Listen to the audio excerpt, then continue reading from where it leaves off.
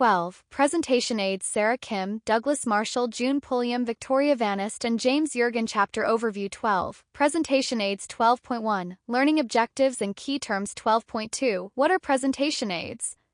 12.3. Functions of presentation aids. 12.4. Types of presentation aids. 12.5. Using presentation slides. 12.6. Low-tech presentation aids. 12.1. Learning Objectives and Key Terms. List and explain reasons why presentation aids are important in public speaking. Explain how presentation aids function in public speaking. Describe the various computer-based and non-computer-based types of presentation aids available to the students. Explain the correct use of various types of presentation aids. Design professional-looking slides using presentation software. Bar graph, chart diagram, graph, gustatory line graph, olfactory pictograph, pie graph. Presentation aids. Tone. Learning Objectives. Key Terms. 12.2. What are presentation aids? When you give a speech, you are presenting much more than just a collection of words and ideas. Because you are speaking live and in person, your audience members will experience your speech through all 5 of their senses: hearing, vision, smell, taste, and touch. In some speaking situations, the speaker appeals only to the sense of hearing. They more or less ignore the other senses except to avoid visual distractions by dressing and presenting themselves in an appropriate manner. But the speaking event can be greatly enriched by appeals to the other senses. This is the role of presentation aids. Presentation aids are the resources beyond the speech, words, and delivery that a speaker uses to enhance the message conveyed to the audience. Type of presentation aids that speakers most typically make use of are visual aids: pictures, diagrams, charts and graphs, maps, and the like. Audible aids include musical excerpts, audio speech excerpts, and sound effects. A speaker may also use fragrance samples or food samples as olfactory or gustatory aids. Finally, presentation aids can be 3-dimensional objects, animals, and people. As you can see, the range of possible presentation aids is almost unlimited. However, all presentation aids have one thing in common. To be effective, each presentation aid a speaker uses must be a direct, uncluttered example of a specific element of the speech. It is understandable that someone presenting a speech about Abraham Lincoln might want to include a photograph of him, but because everyone already knows what Lincoln looked like, the picture would not contribute much to the message unless perhaps the message was specifically about the changes in Lincoln's appearance during his time in office. Other visual artifacts are more likely to deliver information more directly relevant to the speech: a diagram of the interior of Ford's Theater where Lincoln was assassinated, a facsimile of the messy and much-edited Gettysburg Address, or a photograph of the Lincoln family, for example. Key is that each presentation aid must directly express an idea in your speech. Moreover, presentation aids must be used at the time when you are presenting the specific ideas related to the aid. For example, if you are speaking about coral reefs and one of your supporting points is about the location of the world's major reefs, it would make sense to display a map of these reefs while you're talking about location.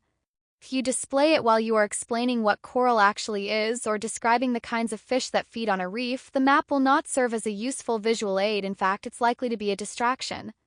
To be effective, presentation aids must also be easy to use and easy for the listeners to see and understand. In this chapter, we will present some principles and strategies to help you incorporate effective presentation aids into your speech. We will begin by discussing the functions that good presentation aids fulfill. Next, we will explore some of the many types of presentation aids and how best to design and utilize them. We will also describe various media that can be used for presentation aids. We will conclude with tips for successful preparation and use of presentation aids in a speech. 12.3. Functions of presentation aids. Why should you use presentation aids? If you have prepared and rehearsed your speech adequately, shouldn't a good speech with a good delivery be enough to stand on its own?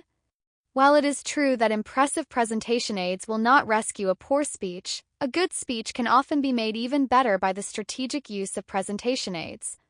Presentation aids can fulfill several functions. They can serve to improve your audience's understanding of the information you are conveying, enhance audience memory and retention of the message, add variety and interest to your speech, and enhance your credibility as a speaker. Let's examine each of these functions. Improving audience understanding. Human communication is a complex process that often leads to misunderstandings. Most people can easily remember incidents when they misunderstood a message or when someone else misunderstood what they said to them. Misunderstandings happen in public speaking just as they do in everyday conversations. One reason for misunderstandings is the fact that perception and interpretation are highly complex individual processes. Most of us have seen the image in which, depending on your perception, you see either the outline of a vase or the facial profiles of two people facing each other. Or perhaps you have seen the image of the woman who may or may not be young, depending on your frame of reference at the time. This shows how interpretations can differ, and it means that your presentations must be based on careful thought and preparation to maximize the likelihood that your listeners will understand your presentations as you intend them to do so. You can see these images that as a speaker, one of your basic goals is to help your audience understand your message. To reduce misunderstanding, presentation aids can be used to clarify or to emphasize. Clarification is important in a speech because if some of the information you convey is unclear, your listeners will come away puzzled or possibly even misled. Presentation aids can help clarify a message if the information is complex or if the point being made is a visual one. If your speech is about the impact of the Coriolis effect on tropical storms, for instance, you will have great difficulty clarifying it without a diagram because the process is a complex one. The diagram in Figure 12.1 would be effective because it shows the audience the interaction between equatorial wind patterns and wind patterns moving in other directions. The diagram allows the audience to process the information in two ways, through your verbal explanation and through the visual elements of the diagram. By the way, the Coriolis effect is defined as an effect whereby a mass moving in a rotating system experiences a force acting perpendicular to the direction of motion and to the axis of rotation. On the Earth, the effect tends to deflect moving objects to the right in the northern hemisphere and to the left in the southern and is important in the formation of cyclonic weather systems. You can see why a picture really helps with this definition. Figure 12.2 is another example of a diagram that maps out the process of human communication. In this image, you clearly have a speaker and an audience with the labels of source, channel, message, receivers, and feedback to illustrate a basic model of human communication. As with most models, it is simplified. Another aspect of clarifying occurs when a speaker wants to help audience members understand a visual concept. For example, if a speaker is talking about the importance of petroglyphs in Native American culture, just describing the petroglyphs won't completely help your audience to visualize what they look like. Instead, showing an example of a petroglyph, as in Figure 12.3, can more easily help your audience form a clear mental image of your intended meaning. Emphasizing. When you use a presentational aid for emphasis, you impress your listeners with the importance of an idea. In a speech on water conservation, you might try to show the environmental proportions of the resource. When you use a conceptual drawing like the one in Figure 12.4, you show that if the world water supply were equal to 10 gallons, only 10 drops would be available and drinkable for human or household consumption. This drawing is effective because it emphasizes the scarcity of useful water and thus draws attention to this important information in your speech. Another way of emphasizing that can be done visually is to zoom in on a specific aspect of interest within your speech. In Figure 12.5, we see a visual aid used in a speech on the importance of various parts of Chinese characters. On the left side of the visual aid, we see how the characters all fit together with an emphasized version of a single character on the right. So, clarifying and emphasizing are two roles that support the improving audience understanding purpose of presentation aids. What are other purposes? Aiding retention and recall. The second function that presentation aids can serve is to increase the audience's chances of remembering your speech. An article by the U.S. Department of Labor summarized research on how people learn and remember. The authors found that 83% of human learning occurs visually, and the remaining 17% through the other senses, 11% through hearing, 3.5% through smell, 1% through taste, and 1.5% through touch. For this reason, exposure to an image can serve as a memory aid to your listeners. When your graphic images deliver information effectively and when your listeners understand them clearly, audience members are likely to remember your message long after your speech is over. Moreover, people often are able to remember information that is presented in sequential steps more easily than if that information is presented in an unorganized pattern. When you use a presentation aid to display the organization of your speech, you will help your listeners to observe, follow, and remember the sequence of information you conveyed to them. This is why some instructors display a lecture outline for their students to follow during class, and why a slide with a preview of your main points can be helpful as you move into the body of your speech. An added plus of using presentation aids is that they can boost your memory while you're speaking. Using your presentation aids while you rehearse your speech will familiarize you with the association between a given place in your speech and the presentation aid that accompanies that material. Adding variety and interest. A third function of presentation aids is simply to make your speech more interesting. For example, wouldn't a speech on varieties of roses have greater impact if you accompanied your remarks with a picture of each rose? You can imagine that your audience would be even more engaged if you had the ability to display an actual flower of each variety in a bud vase. Similarly, if you were speaking to a group of gourmet chefs about Indian spices, you might want to provide tiny samples of spices that they could smell and taste during your speech. Enhancing a speaker's credibility. Presentation aids alone will not be enough to create a professional image. As we mentioned earlier, impressive presentation aids will not rescue a poor speech. Even if you give a good speech, you run the risk of appearing unprofessional if your presentation aids are poorly executed. Conversely, a high-quality presentation will contribute to your professional image. This means that in addition to containing important information, your presentation aids must be clear, clean, uncluttered, organized, and large enough for the audience to see and interpret correctly. Misspellings and poorly designed presentation aids can damage your credibility as a speaker. In addition, make sure that you give proper credit to the source of any presentation aids that you take from other sources. Using a statistical chart or a map without proper credit will detract from your credibility, just as using a quotation in your speech without credit would. This situation will usually take place with digital aids such as PowerPoint slides. The source of a chart or the data shown in a chart form should be cited at the bottom of the slide. If you focus your efforts on producing presentation aids that contribute effectively to your meaning, that look professional, and that are handled well, your audience will most likely appreciate your efforts and pay close attention to your message. That attention will help them learn or understand your topic in a new way and will thus help the audience see you as a knowledgeable, competent, and credible speaker. With the prevalence of digital communication, the audience expectation of quality visual aids has increased. Avoiding problems with presentation aids. Using presentation aids can come with some risks. However, with a little forethought and adequate practice, you can choose presentation aids that enhance your message and boost your professional appearance in front of an audience. One principle to keep in mind is to use only as many presentation aids as necessary to present your message or to fulfill your classroom assignment. The number and the technical sophistication of your presentation aid should never overshadow your speech. Another important consideration is technology. Keep your presentation aids within the limits of the working technology available to you. Whether or not your technology works on the day of your speech, you will still have to present. What will you do if the computer file containing your slides is corrupted? What will you do if the easel is broken? What if you had counted on stacking your visuals on a table that disappears right when you need it? Or the internet connection is down for a YouTube video you plan to show? You must be prepared to adapt to an uncomfortable and scary situation. This is why we urge students to go to the classroom well ahead of time to test the equipment and ascertain the condition of items they're planning to use. As the speaker, you are responsible for arranging the things you need to make your presentation aids work as intended. Carry a roll of masking tape so you can display your poster even if the easel is gone. Test the computer setup. Have your slides on a flash drive and send it to yourself as an attachment or upload to a cloud service.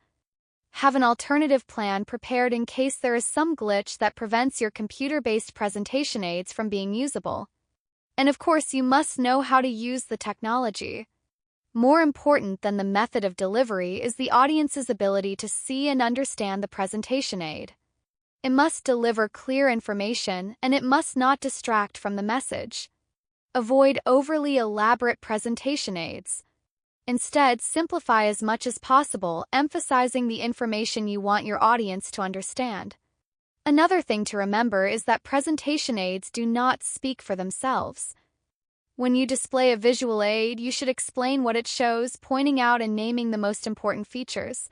If you use an audio aid such as a musical excerpt, you need to tell your audience what to listen for. Similarly, if you use a video clip, it is up to you as the speaker to point out the characteristics in the video that support the point you are making, but probably beforehand so you are not speaking over the video. At the same time, a visual aid should be quickly accessible to the audience. This is where simplicity comes in. Just as an organization of a speech, you would not want to use 20 main points, but more like 3 to 5, you should limit categories of information on a visual aid. 12.4 Types of presentation aids. Now that we've explored some basic hints for preparing visual aids, let's look at the most common types of visual aids: charts, graphs, representations, objects, models, and people. Charts. A chart is commonly defined as a graphical representation of data or a sketch representing an ordered process. Whether you create your charts or do research to find charts that already exist, it is important for them to exactly match the specific purpose in your speech. Figure 12.6 shows two charts related to acupuncture. Although both charts are good, they are not equal. One chart might be useful in a speech about the history and development of acupuncture, while the other chart would be more useful for showing the locations of meridians and the acupuncture points. The rest of this section will explore 3 common types of charts: statistical charts, sequence of steps chart, and decision trees. Statistical charts. For most audiences, statistical presentations must be kept as simple as possible, and they must be explained. Unless you are familiar with statistics, this type of chart may be very confusing. When visually displaying information from a quantitative study, you need to make sure that you understand the material and can successfully and simply explain how one should interpret the data. If you are unsure about the data yourself, then you should probably not use this type of information. This is definitely an example of a visual aid that, though it delivers a limited kind of information, does not speak for itself. On the other hand, if you are presenting to an upper-level or graduate class in health sciences or to professionals in health occupations, this chart would be appropriate. As with all other principles of public speaking, know your audience. Sequence of steps charts. Charts are also useful when you are trying to explain a process that involves several steps. 2 visual aids in Figure 12.7 both depict the process of cell division called mitosis using a sequence of steps chart, but they each deliver different information. The first chart lacks labels to indicate the different phases of cell division. Although the first chart has more visual detail and may look more scientific, the missing information may confuse your audience.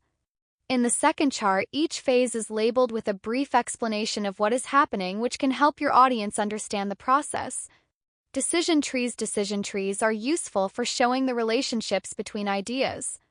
The example in Figure 12.8 shows how a decision tree could be used to determine how best to provide customer support. As with the other types of charts, you want to be sure that the information in the chart is relevant to the purpose of your speech and that each question and decision is clearly labeled. Graphs. Strictly speaking, a graph may be considered a type of chart, but graphs are so widely used that we will discuss them separately. A graph is a pictorial representation of the relationships of quantitative data using dots, lines, bars, pie slices, and the like. Graphs show how one factor varies in comparison to other items. Whereas a statistical chart may report the mean ages of individuals entering college, a graph would show how the mean age changes over time. A statistical chart may report the amount of computers sold in the United States, while a graph will use bars or lines to show their breakdown by operating systems such as Windows, Macintosh, and Linux. Public speakers can show graphs using a range of different formats. Some of those formats are specialized for various professional fields. Very complex graphs often contain too much information that is not related to the purpose of a student's speech. If the graph is cluttered, it becomes difficult to comprehend. In this section, we're going to analyze the common graphs speakers utilize in their speeches: line graphs, bar graphs, pie graphs, and pictographs. Line graph. A line graph is designed to show trends over time. In Figure 12.9, we see a line graph depicting the fall of Enron's stock price from August 2000 to January 2002. Notice that although it has some steep rises, the line has an overall downward trend clearly depicting the plummeting of Enron's stock price. This is far more effective in showing the relationship of numbers than a chart or reading the numbers aloud. Bar graphs are useful for showing the differences between quantities. They can be used for population demographics, fuel costs, math ability in different grades, and many other kinds of data. The graph in Figure 12.10 is well designed. It is relatively simple and is carefully labeled, making it easy for the speaker to guide the audience through the recorded numbers of each type of animal. The bar graph is designed to show which animals live in which type of habitat. When you look at the data, the first grouping clearly shows that a large number of animals in Alaska call the tundra their home. The graph in Figure 12.11 is a complicated bar graph depicting the disparity between the so-called haves and the have-nots within the United States. While the graph is very well designed, it presents a great deal of information. For example, it shows wealth and income for several groups. However, these are related but different concepts. In a written publication, readers will have time to sit and analyze the graph, but in a speaking situation, audience members need to be able to understand the information in a graph very quickly. For that reason, this graph is probably not as effective for speeches as the one in Figure 12.10. Pie graphs are usually depicted as circles and are designed to show proportional relationships within sets of data. In other words, they show parts of or percentages of a whole. They should be simplified as much as possible without eliminating important information. As with other graphs, the sections of the pie need to be plotted proportionally. In the pie graph shown in Figure 12.12, we see a clear and proportional chart that has been color-coded. Color coding is useful when it's difficult to fit the explanations in the actual sections of the graph. In that case, you need to include a legend or key to indicate what the colors in the graph mean. In this graph, audience members can see very quickly that falls are the primary reason children receive concussions. However, the pie graph in Figure 12.13 is jumbled, illegible, confusing, and overwhelming in every way. The use of color coding doesn't help. Overall, this graph simply contains too much information and is more likely to confuse an audience than help them understand something. Pictographs similar to bar graphs, pictographs use numbers and/or sizes of iconic symbols to dramatize differences in amounts. An example is found in Figure 12.14. Pictographs, although interesting, do not allow for depiction of specific statistical data. If you were trying to show the output of oil from various countries through oil wells, each oil well representing 10 million barrels a day, it might be hard for the audience to see the difference between a third of an oil well and a fourth of one, but that is a significant difference in amounts. Graphs can present challenges in being effective but also in being ethical. To be both ethical and effective, you need a good understanding of what statistics mean, and you need to create or use graphs that show amounts clearly. For example, if you were showing GPAs of freshmen, sophomore, junior, and senior students at your college and the bottom number on the graph was 2.25 rather than 0.0, that would result in a visually bigger difference than what really exists. Diagrams are drawings or sketches that outline and explain the parts of an object, process, or phenomenon that cannot be readily seen. Like graphs, diagrams can be considered a type of chart, as in the case of organizational charts and process flow charts. When you use a diagram, be sure to explain each part of the phenomenon, paying special attention to elements that are complicated or prone to misunderstanding. In the example shown in Figure 12.15, you might wish to highlight that the light stimulus is reversed when it is processed through the brain, or that the optic nerve is not a single stalk as many people think. Maps are extremely useful if the information is clear and limited. There are all kinds of maps, including population, weather, ocean current, political and economic maps, so you should find the right kind for the purpose of your speech. Choose a map that emphasizes the information you need to deliver. The map shown in Figure 12.16 is simple, showing clearly the geographic location of Nigeria. This can be extremely valuable for some audiences who might not be able to name and locate countries on the continent of Africa. The map also shows the relative size of Nigeria compared to its neighbors. Figure 12.17 is a map of the state of Rhode Island, and it emphasizes the complicated configuration of islands and waterways that characterize this state's geography. Photographs and drawings. Sometimes a photograph or a drawing is the best way to show an unfamiliar but important detail. Figure 12.18 is a photograph of a wigwam, a dwelling used by Native Americans in the Northeast. Audiences expect high quality in photographs now, and as with all presentation aids, they should enhance the speech and not just be there.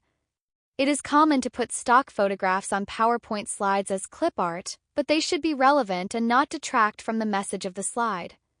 Video or audio recordings. Another very useful type of presentation aid is a video or audio recording.